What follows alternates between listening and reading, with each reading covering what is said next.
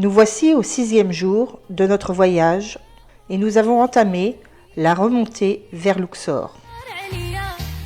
Sur le panneau d'affichage du grand hall du bateau, il nous est indiqué qu'en fin d'après-midi, vers 15h30, nous visitons le temple de Karnak, puis le temple de Luxor.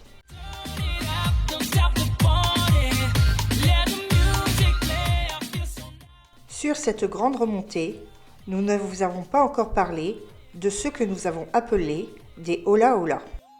Ces vendeurs qui vendent du textile en s'accrochant au bateau lors de la navigation. Leur principe est simple, ils jettent des paquets avec du textile sur le pont du bateau et vous leur renvoyez ce que vous ne désirez pas avec l'argent.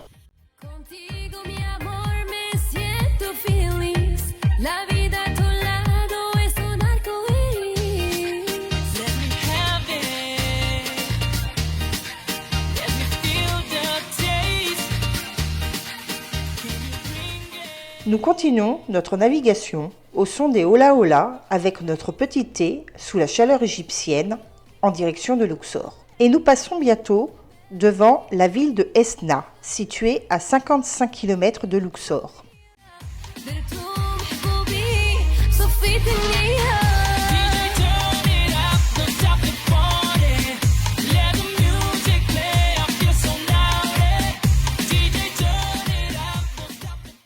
Nous assistons à la baignade quelque peu forcée d'un petit troupeau de chèvres.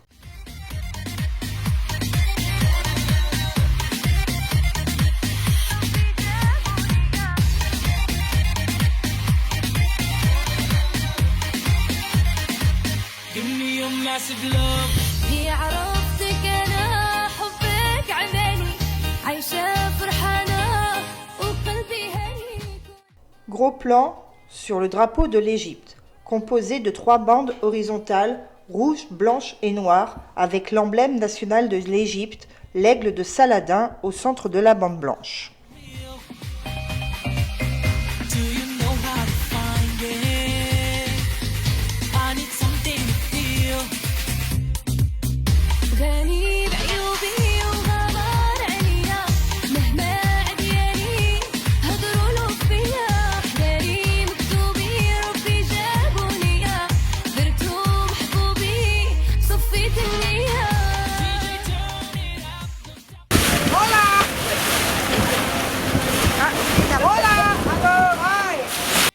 Les ola-ola profitent que le trafic fluvial soit très ralenti, étant donné que les différents bateaux doivent se disputer et négocier le passage des quelques mètres de largeur de l'écluse d'Esna.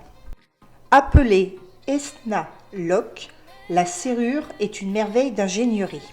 Passer l'écluse est une expérience passionnante pour les croisiéristes sur le Nil. Elle a été construite pour contrôler le débit de l'eau du Nil afin de préserver et de stocker l'eau pour l'agriculture et d'améliorer la navigation sur le Nil. Elle est une voie navigable vitale sur le Nil qui relie les parties supérieures et inférieures du fleuve.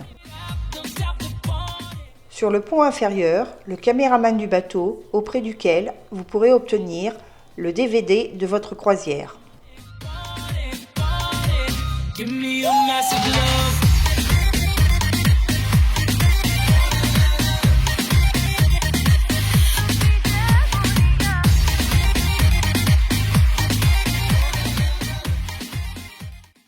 Lorsqu'un bateau entre dans l'écluse, les portes sont fermées derrière lui et le niveau d'eau dans l'écluse est ajusté pour correspondre au niveau de la rivière en aval.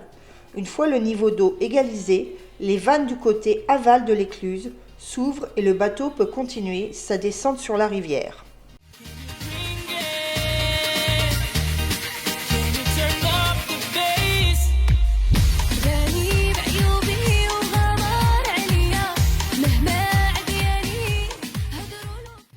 Le remplissage de l'écluse en eau et sa vidange s'effectue par carte-porte automatique, tandis qu'une tour de contrôle charge et ouvre l'écluse en 6 minutes environ.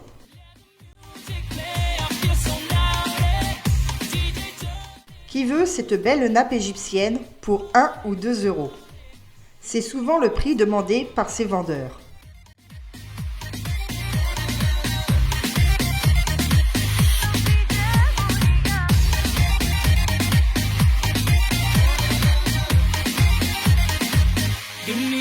massive love.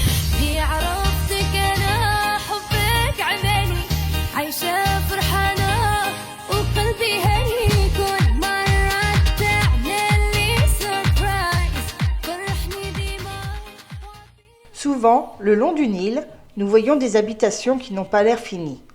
Notre guide nous a expliqué que les Égyptiens n'empruntaient pas, et c'est seulement lorsque l'homme devient plus riche qu'il peut ajouter un étage à sa maison, peut-être pour son fils marié. À 15h30, nous voici arrivés au temple de Karnak avec un nouveau guide qui nous accompagnera tout au long de notre visite de Luxor.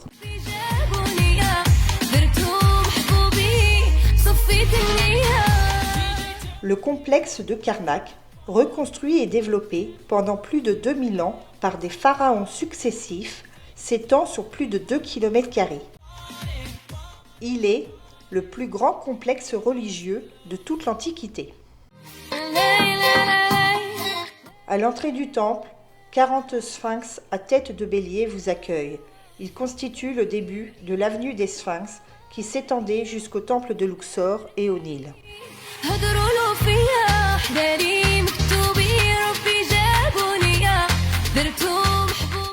Le complexe religieux de Karnak est une véritable cité faite uniquement de temples, divisée en 3 grands domaines, celui d'Amon-Ré, celui de Mout et celui de Montou. Ces 2 derniers font l'objet de fouilles et ne sont actuellement pas ouverts au public. Le domaine d'Amon-Ré est le secteur le plus large du complexe religieux. Il est principalement constitué d'une succession de grands pylônes entre lesquels différentes chambres, cours et autres lieux de culte ont été aménagés.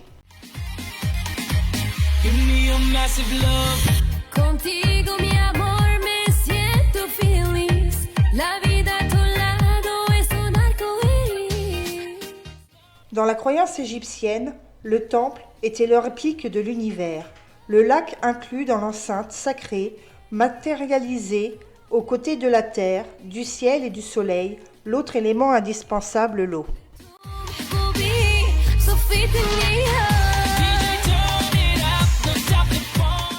Représentation de l'une des plus belles fêtes d'Opé Amon-Ré à Karnak, avec la procession de la barque portée sur les épaules des prêtres.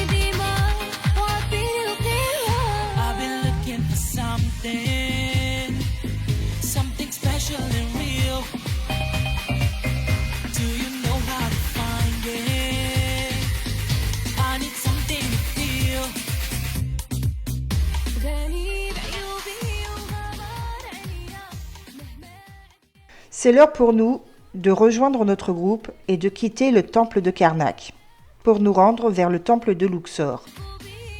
En chemin, nous nous arrêtons dans une boutique de papyrus.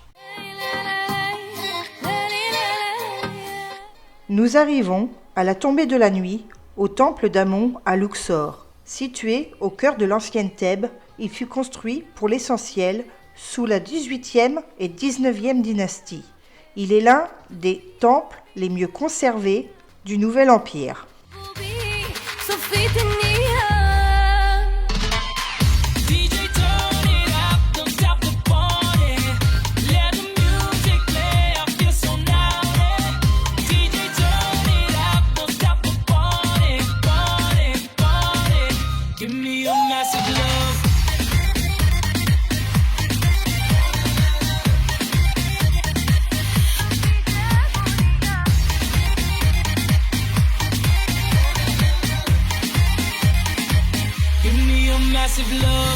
Contigo, mi amor, me siento feliz. La vida a tu lado es un arco iris. Let me have it.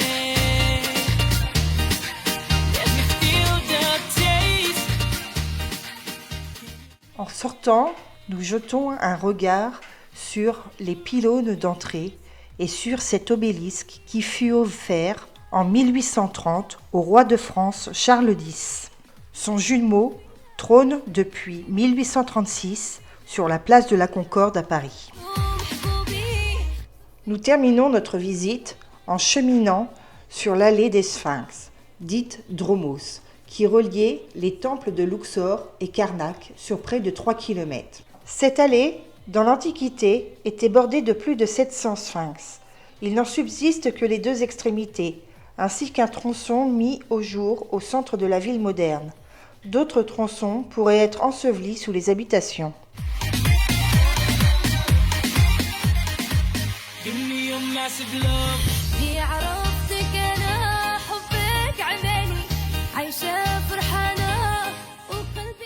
Aujourd'hui, c'est notre dernière soirée sur le bateau et sur le Nil.